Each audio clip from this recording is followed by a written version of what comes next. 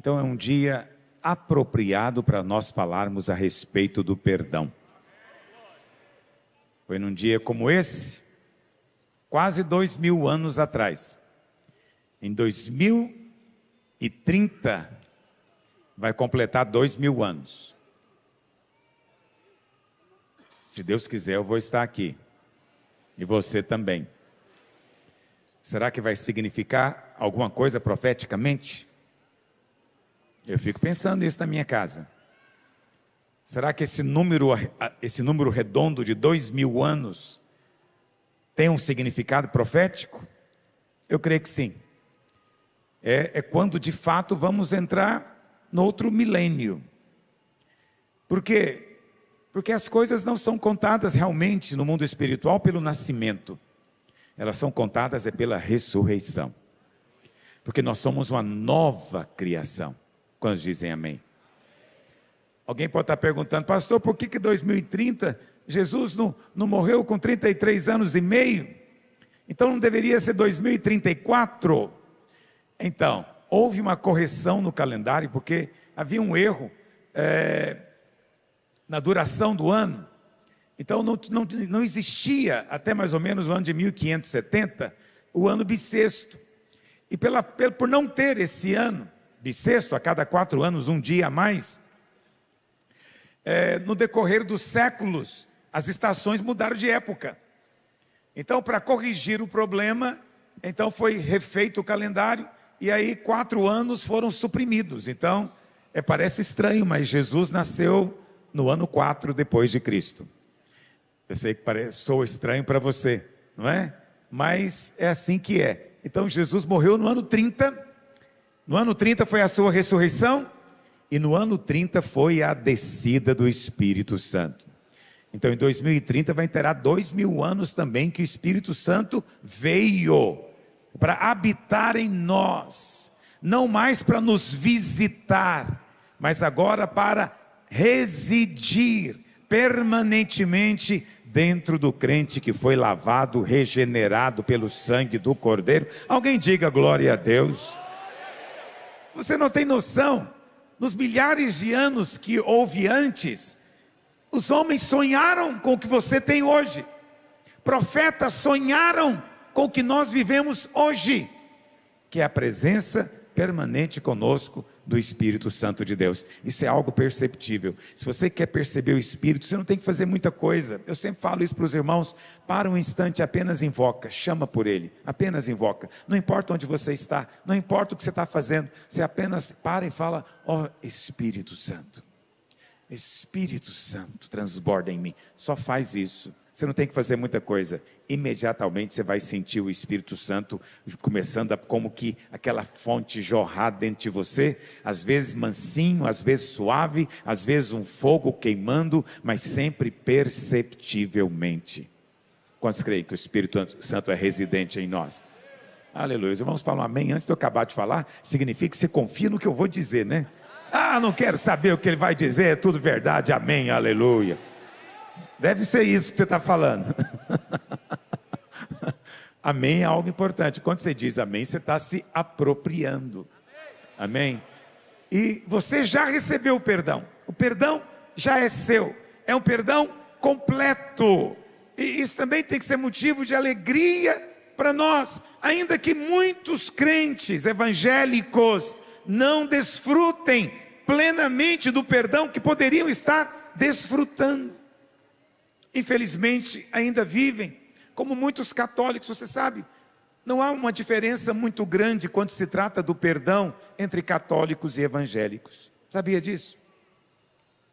Eu fui católico e acho que eu já falei isso tantas vezes aqui, mas a minha idade vai me dando direito de repetir as coisas. E, irmãos, muito novinho, eu já invocava o Senhor. Eu não me lembro de fazer nenhum tipo de reza, mas eu me lembro de lembranças muito, muito antigas na minha vida. Com 3, 4 anos de idade eu já estava orando. Eu já invocava o Senhor. Mas com 10 anos de idade, eu falei para minha mãe: eu quero fazer primeira comunhão.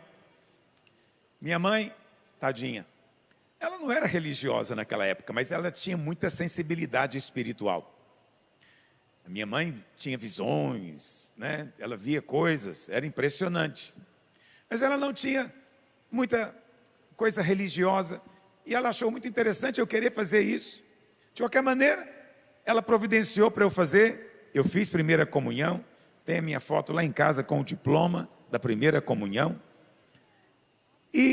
Mas eu me lembro de tudo, me lembro até das músicas que eu aprendi lá. E quando eu terminei de fazer a primeira comunhão, aí eu disse para ela, agora eu quero ler a Bíblia. E ela falou, meu Deus, o que é que eu fui arrumar? Porque na minha casa não existia Bíblia. Acontece que eu tinha visto Bíblia. E eu queria uma também. E ela me arrumou um Novo Testamento. Não foi a Bíblia completa, foi só o Novo Testamento. Mas para mim, graças a Deus, porque foi o Novo Testamento, comecei da maneira certa. E eu me lembro, irmãos, que eu comecei a ler, era na linguagem de hoje. Eu me lembro que tinha desenhos nele, mostrando as coisas, mas eram desenhos esquemáticos, não eram desenhos assim, com detalhes. E eu me lembro que com 12 anos de idade eu tinha lido já 2 vezes o Novo Testamento. Eu sei que hoje você pode achar pouca coisa isso, mas para uma criança de 10, 11 anos de idade, ninguém fazia isso. Meus colegas não se importavam. Você acha que eu tinha coleguinhas de 11 anos que queriam discutir comigo o que eu tinha lido na Bíblia? Eles nem imaginavam, mas eu tinha uma fome de Deus. Isso não me faz diferente, nem me faz especial. Só alguém que Deus tocou na sua infinita graça desde pequeno, ainda bem. Alguns foram tocados mais velhos, alguns ainda serão tocados, mas de qualquer forma é graça de Deus na sua vida. E aí você fala, pastor, o que você lembra de quando você era católico? Eu me lembro de muitas coisas. Uma coisa que me impressionava na igreja católica era o eco. Achava muito fascinante chegar dentro daquele templo e falar e ecoava. Os templos católicos têm essa característica, as imagens. Mas tinha uma coisa que me impressionava, e que é verdade. Nunca pense que não há católicos sinceros. Nunca pense que Deus não move no meio deles. Deus move.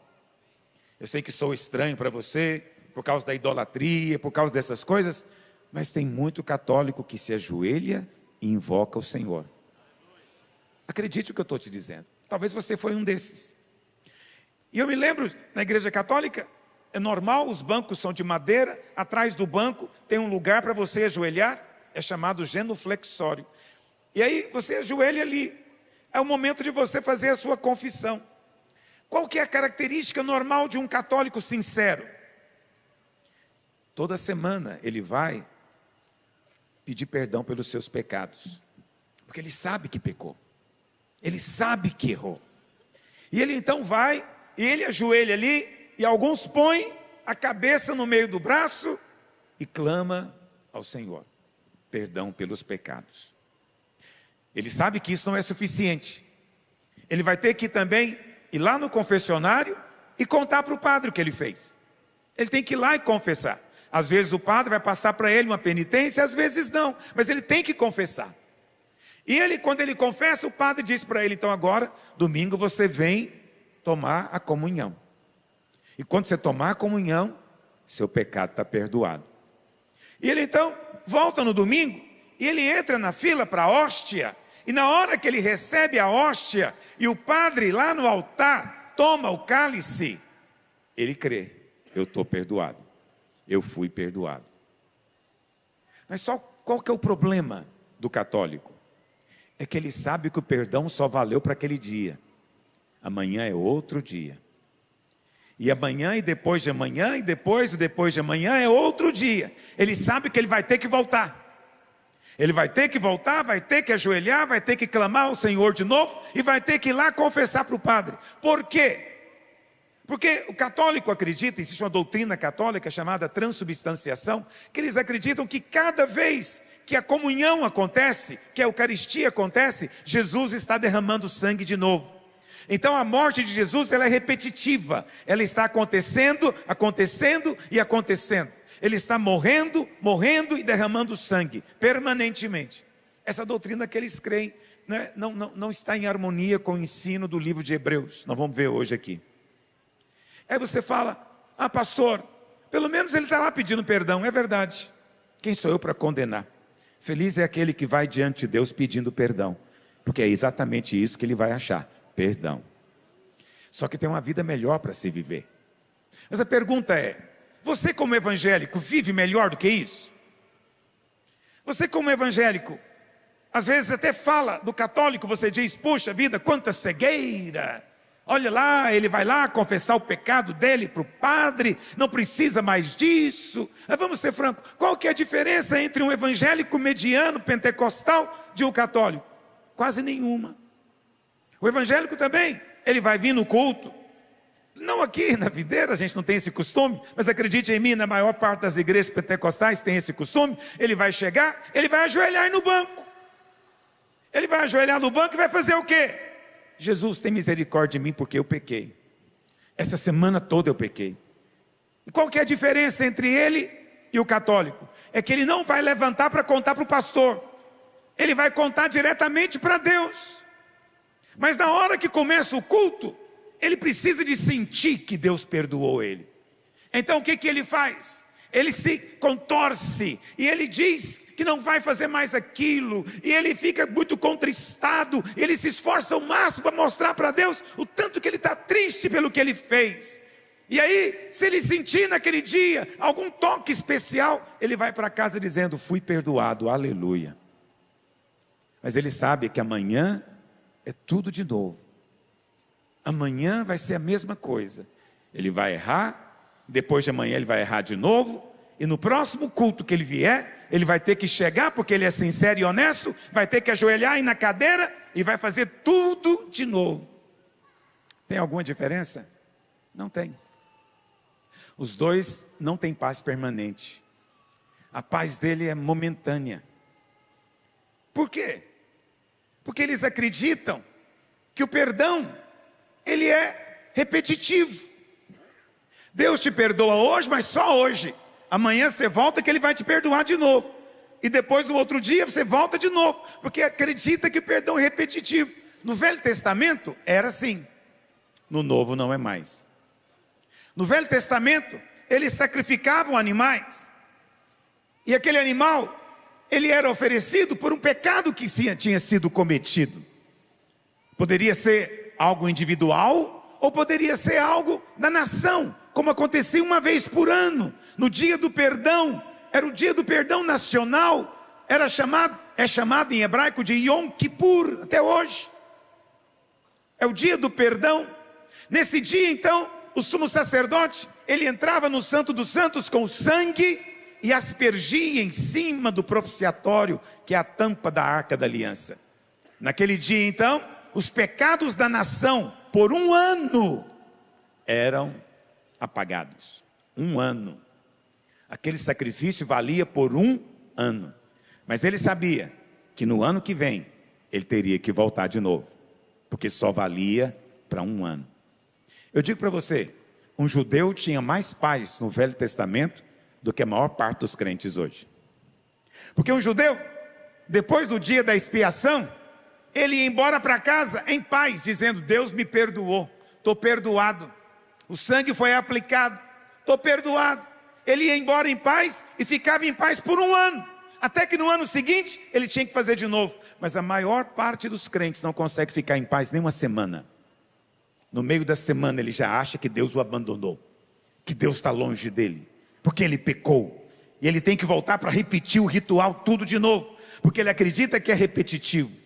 Mas eu quero dizer para você, no Velho Testamento havia repetição, porque o sangue derramado era de animais, e o sangue de animais não tem poder de remover o seu pecado, apenas de cobri-lo. Mas o Filho de Deus desceu da glória e se fez homem, e na cruz do Calvário, numa sexta-feira como essa, ele derramou o seu sangue uma única vez, definitivamente. Não precisa de repetição, eternamente. Você foi perdoado por toda a sua vida.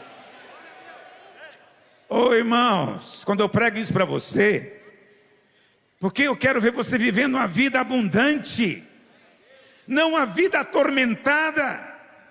A maior parte dos religiosos, tanto católicos quanto evangélicos, vivem atormentados com a culpa e a condenação. Por quê? Porque não acreditam no perdão realmente. Não entendem qual é a moeda. O que a maior parte dos evangélicos creem? Ah, pastor, nós cremos assim. No dia, até o dia que nós convertemos, está perdoado. Do dia que nós convertemos para frente, aí é outra história. Isso produz uma série de problemas, dilemas, que ninguém sabe resolver, porque não tem solução. Primeiro dilema: o sacrifício de Cristo foi parcial então? Mas ele diz que está consumado. Eu que me converti com 12 anos, ele lavou só 12 anos, eu já estou com 57. Ficou muito tempo sem lavar, ué. Então é melhor converter na beira da morte, que pelo menos fica a maior parte da vida lavada. Quer dizer, você vê, são dilemas que não têm solução. Não, pastor, mas depois que você converte, além de você crer no sangue, você precisa de demonstrar algum tipo de arrependimento. Esse aqui é o problema. Olha para cá. É a compreensão da moeda. Qual é a moeda que Deus usa para poder dizer que está paga a sua dívida? Essa questão é fundamental. Qual é a moeda que a Bíblia diz que Deus usa para dizer que você está perdoado? Sua dívida está quitada. Hebreus 9 diz que sem sangue não há remissão de pecado. Então, a moeda do céu é o sangue. Nós temos dificuldade de compreender isso. Eu entendo, não é fácil mesmo. Mas você pode aceitar por fé mesmo sem entender. Ah, pastor, assim não, eu tenho que entender. Eu não entendo a maior parte das coisas e estou usando. Eu não sei como funciona esse microfone. Você sabe como funciona esse negócio? Eu falo aqui, sai na caixa e o negócio está aumentado de volume. Eu não sei. Eu não sei nem como funciona o ar-condicionado, mas eu ligo todo dia. Quantos estão entendendo o que eu estou dizendo?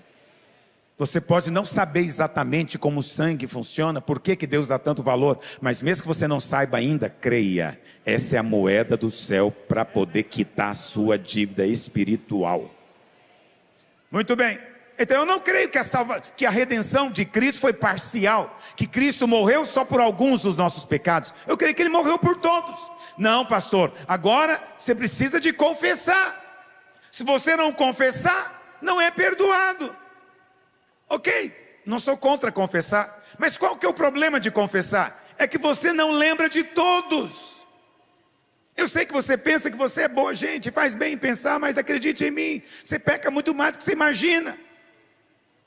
Até quando você está orando, olha você pecando. Quantas vezes eu já estive chorando diante de Deus, e no meio do meu choro eu pensava, puxa, até que eu não sou tão mal assim, estou chorando. Você está rindo que você já fez isso também? Nós todos. Você vê, até no meio da oração, há pecado, há iniquidade em nós. Mas a gente faz questão de não ver, isso é muito pequeno, Deus não liga para isso. Não, Deus liga para tudo. Deus não deixa passar nada. Estão me acompanhando? Então, se eu tenho que confessar, eu tenho que confessar tudo. Porque se eu esquecer algum, ou alguns, ou milhares, imagina se você esqueceu milhares de pecados. Como é que você chega na porta do céu com milhares de pecados que não foram confessados? Como é que você pensa que você vai entrar lá? Pecado não entra lá não, filho. Ninguém vai entrar lá com pecado. Só pode entrar lá quem teve o seu pecado aniquilado pelo sangue do Cordeiro. Então veja, você não lembra de tudo. Então você tem que admitir comigo que tem um sério risco de você ter muito pecado para trás que não foi confessado, e que pode estar trazendo consequências para você, pode até te levar para o inferno, porque você não foi totalmente perdoado, você foi só parcialmente. Então isso não pode ser verdadeiro. Mas alguns acreditam, olha para cá, que tem outra moeda. Preste atenção no que eu estou te dizendo. Se você é membro da igreja, você sabe disso. Eu nunca falo por falar. Todas as vezes que eu prego, eu tenho um objetivo em mente em Deus, que eu já orei por você antes para você receber. Mas às vezes você tem que prestar atenção, porque um momentinho que você desvia a atenção, você perde o raciocínio. E as minhas pregações têm raciocínio. Quantos já perceberam isso?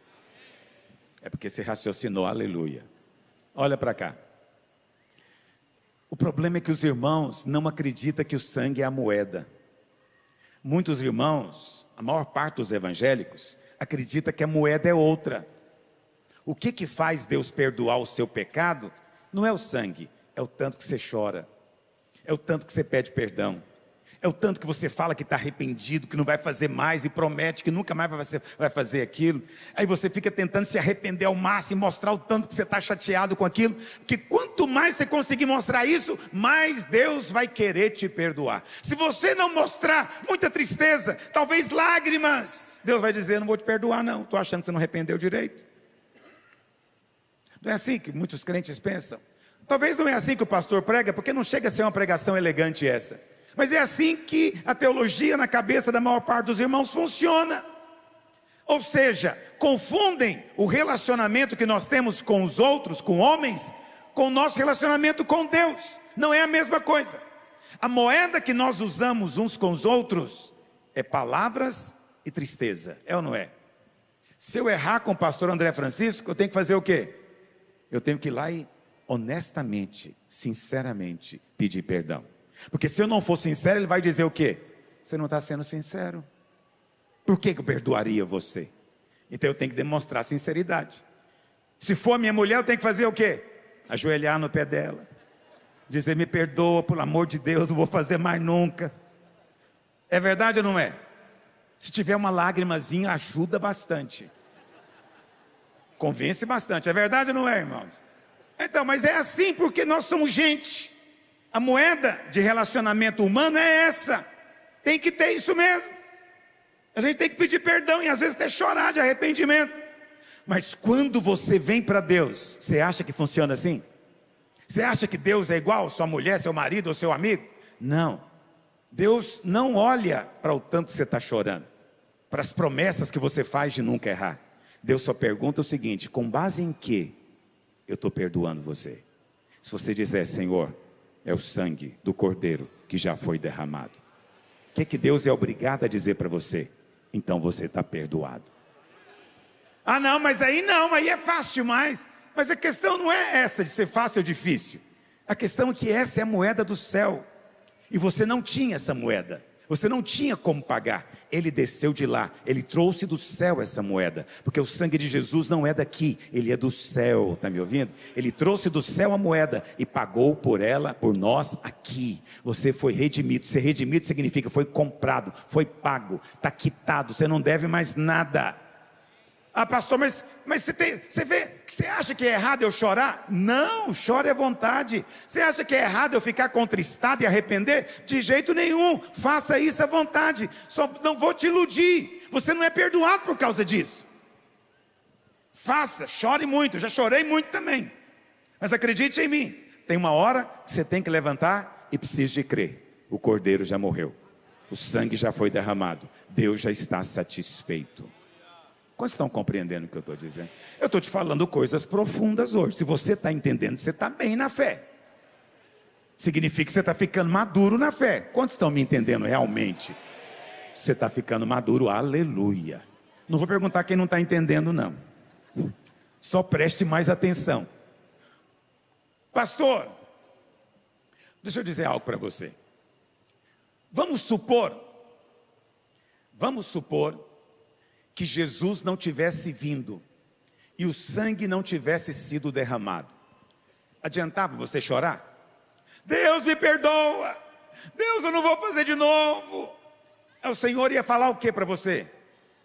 Não é essa a questão é o que você já fez. Tem uma dívida, ficou em aberto. Alguém vai ter que pagar pelo seu crime, pelo seu pecado. E a única punição cabível para o pecado é a morte. Não, mas eu peço perdão, misericórdia. Então, Deus não pode simplesmente ter misericórdia de você e dizer: tá bom, vamos esquecer dessa vez, vamos tentar de novo agora, ver se agora se acerta. Deus não pode fazer isso. A dívida tem que ser paga. Está me entendendo? Então, se Jesus não tivesse vindo, não importa o tanto que você chorasse, não ia resolver. Agora, Ele veio. Você pode chorar, mas continua valendo. Não é o seu choro que lava o seu pecado. É o sangue de Jesus que te lava. Quantos estão compreendendo? Aleluia, oh Deus, meu Deus do céu, como isso é algo poderoso. E isso aconteceu de uma vez por todas. Vamos ler 2 versículos. Vamos ler primeiro Hebreus capítulo 9, verso 27. Olha o que a palavra de Deus diz. Hebreus 9, 27. E assim, perdão, 7, 27, desculpa. Estou aqui olhando a referência errada. Que não tem necessidade, como sumos sacerdotes, de oferecer todos os dias sacrifícios, primeiro por seus próprios pecados, depois pelos do povo. Por quê? Porque fez isto uma vez por todas. Sublinhe na sua Bíblia. Jesus fez o sacrifício uma vez por todas, quando a si mesmo se ofereceu. Agora, vai lá para o capítulo 9, olha o verso 25, Hebreus 9, 25, olha o verbo que a palavra de Deus usa.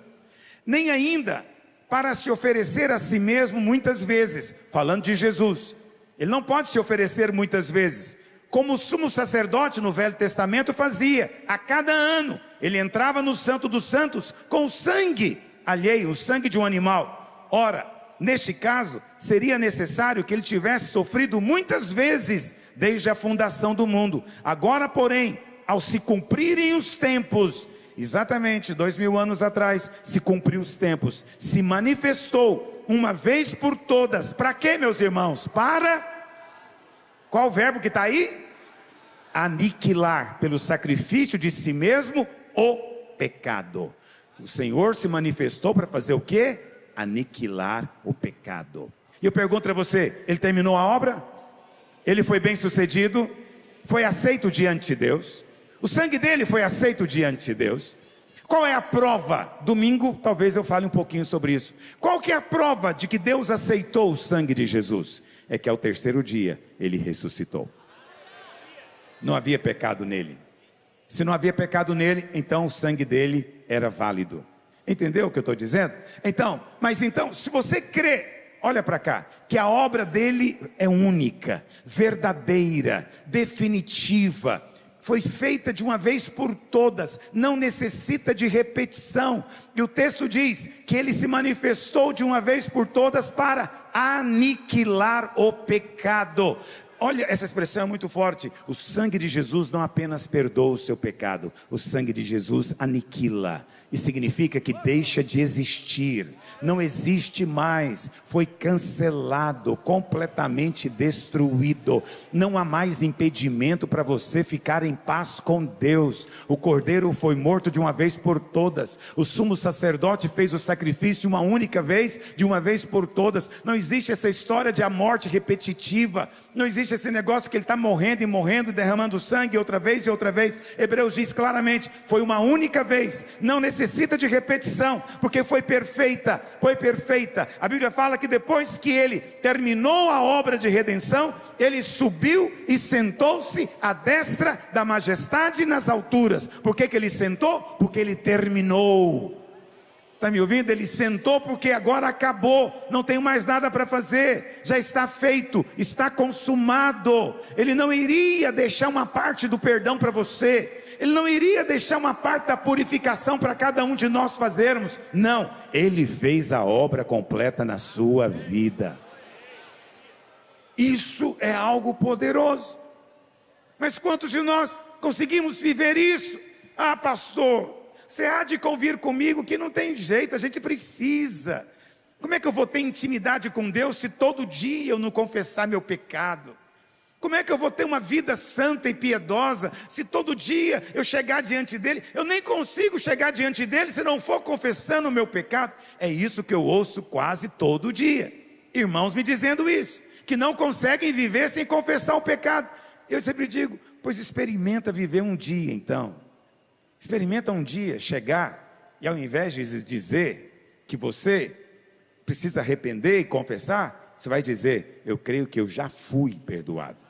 Eu creio que eu já fui redimido. Senhor, eu estou diante de Ti porque eu sou perdoado. Eu estou aqui confiado no que Cristo fez. Eu não tenho confiança nenhuma em mim mesmo. Eu não tenho merecimento, eu não tenho obra, eu não tenho justiça, eu não tenho nada de mim, Senhor, mas Cristo é a minha justiça e eu chego confiado nele. Comece a fazer isso para você ver. Se você acha que é íntimo do Senhor, você vai descobrir o que é intimidade quando você aprender a fazer isso. A sua sensibilidade espiritual, a sua percepção espiritual vai aumentar tremendamente, porque você está honrando a obra do Filho, e quando você honra o Filho, o Pai honra você. Há muito tempo Deus me disse que Ele estabeleceu o que vai fazer conosco, o que nós fizermos com Cristo. Se você aceita Cristo, Deus aceita você. Se você honra Cristo, Deus honra você. Quantos querem honrar o Senhor nesses dias? Pastor, eu quero honrar o Senhor. Como é que eu honro o Senhor?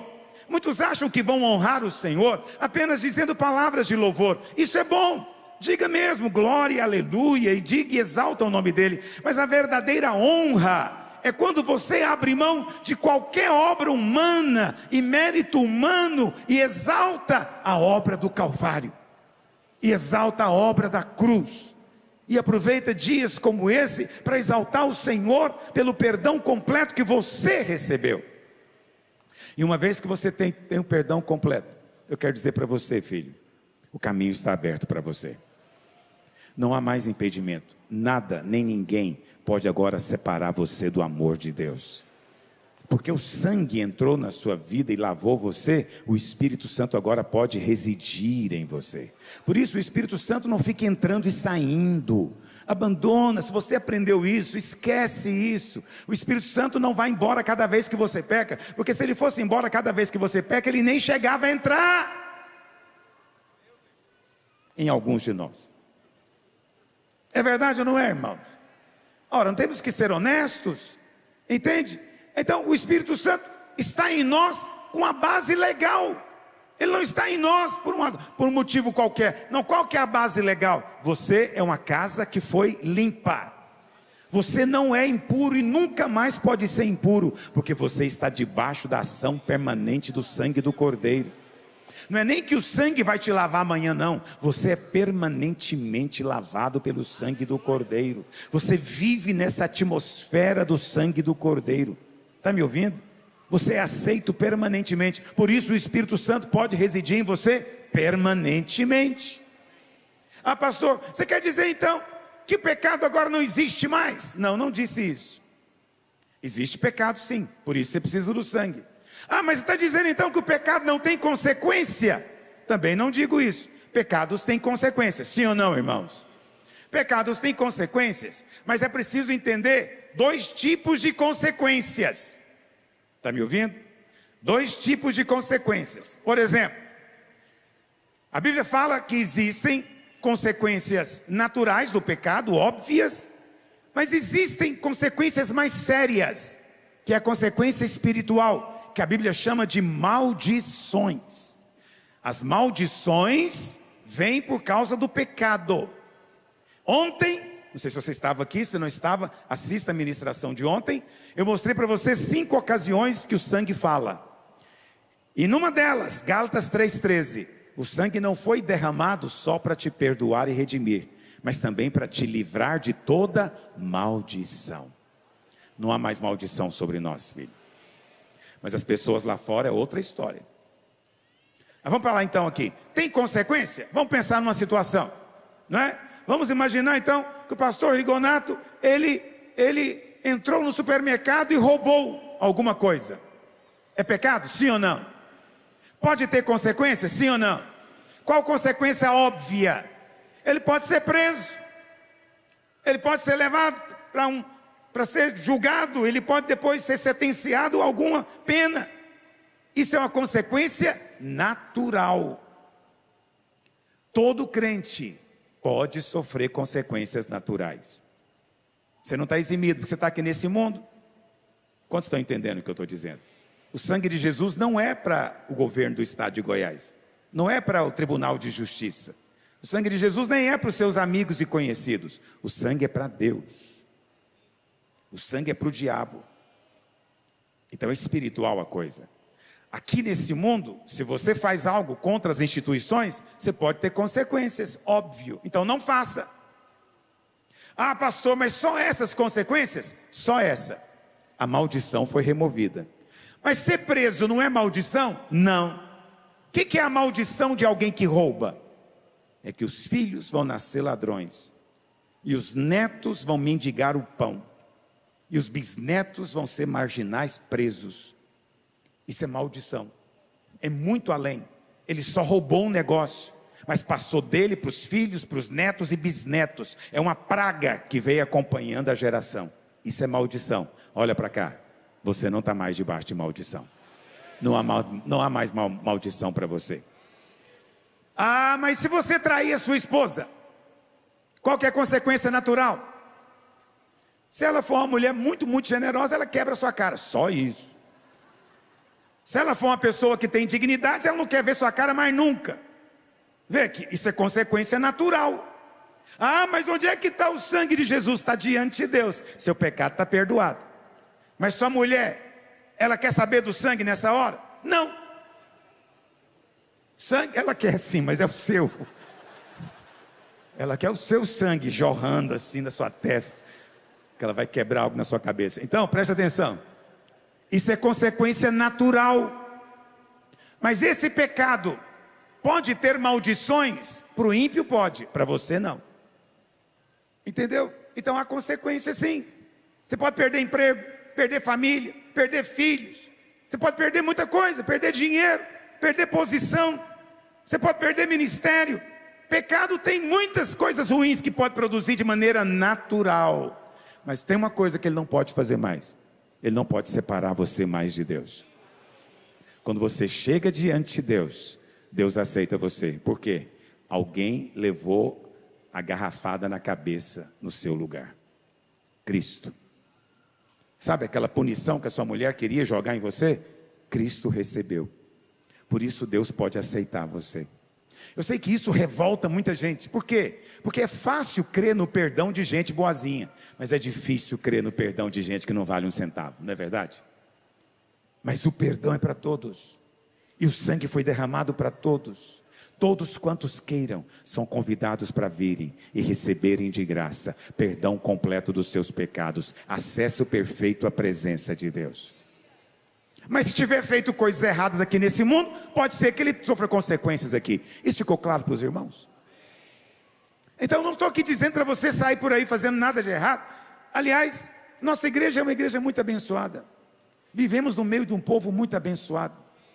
Se tem um povo que anda em santidade, são os irmãos aqui nessa igreja. É sério, irmãos. Os irmãos têm uma vida tão santa. No nosso meio, por exemplo, eu é que tenho que ficar tendo compaixão das pessoas, porque os irmãos é firme, né? Uma coisa que os irmãos são muito firmes, já estou encerrando: divórcio. Não pode, pastor, não pode, divorciou, e agora? Eu falo, não divorcia aqui na videira, não, dá trabalho demais para mim. Porque se você divorcia aqui, os irmãos não gostam mesmo. Essa é uma consequência natural. Mas eu sempre gosto de dizer para os irmãos: divórcio é pecado, mas tem perdão para o divorciado? O sangue lava o divorciado? Ele é aceito diante de Deus? Como é que você pode rejeitar quem Deus aceitou?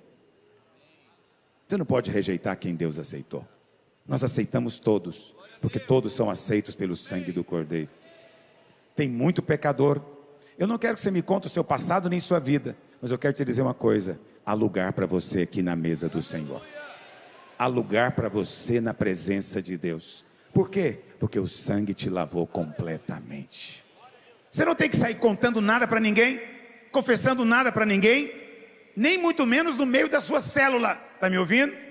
Nossa comunhão é baseada no sangue. Olha para cá. Independente do que foi o seu passado, eu quero dizer para você hoje: o sangue é maior do que ele. Não importa quantas vezes foi repetido, o sangue é maior do que eles. O sangue é maior do que tudo. E por causa do sangue, você está destinado para a glória, para sentar-se no trono e reinar com o Senhor. Quantos creem no que eu estou dizendo? Fique de pé onde você está. Pastor Arlan vai vir aqui em cima fazer a confissão com você e orar com você. Mas antes disso, eu quero que você saiba de uma coisa. Apocalipse 12:11 diz Eles, pois, o venceram por causa do sangue do Cordeiro. Sabe qual é a base para você vencer o diabo? O sangue do Cordeiro. Muitos irmãos falam: pastor, você crê na visão dos vencedores, mas agora pregando assim, tudo parece tão simples. Mas é simples. Eu não sei quem foi que complicou, mas o vencedor é aquele que vence por causa do sangue do Cordeiro. Você não vence porque você é bravo, você não vence porque você é valentão. Tem pastor valentão na internet. Você não vence porque você é cheio de obras. Não, você vence pelo sangue do Cordeiro. Cada vez que o diabo levanta, você diz: eu estou coberto pelo sangue do Cordeiro, eu sou perdoado pelo sangue do Cordeiro. Cada vez que o diabo tenta apontar o dedo e te acusar, eu sou lavado pelo sangue do Cordeiro. Quantos creem no que eu estou dizendo? Pega o seu pão e o seu cálice por um instante. Essa é a base da sua oração. Sabe por que você vai ser atendido na sua oração nesses dias? E esse vai ser o jejum mais poderoso da sua vida? Porque você está vindo totalmente confiado no sangue do Cordeiro. Você está vindo totalmente confiado na obra de Cristo. E você está fazendo o seu pedido, está colocando diante de Deus o seu clamor, totalmente confiado nele. E quanto mais você confia nele, acredite em mim, mais Deus te honra. Deus vai fazer um milagre na sua vida, porque você confia na obra de Cristo. Persevere em crer. Então ergue o seu pão e o seu cálice por um minuto, você e o Senhor. Fala para Ele, declara nessa sexta-feira da paixão. Fala para Ele: Senhor, eu creio que a obra foi terminada. Não sou eu que vou terminá-la. Ela não é repetitiva. Eu não preciso de perdão toda semana. O perdão foi dado uma única vez, definitivamente, de uma vez por todas. Eu nunca serei mais perdoado do que eu já sou hoje, porque eu sou completamente, totalmente perdoado. Abre a sua boca, confesse, fale, deixe o Espírito orar através de você por um minuto. Deixe o Espírito fluir através de você por um instante.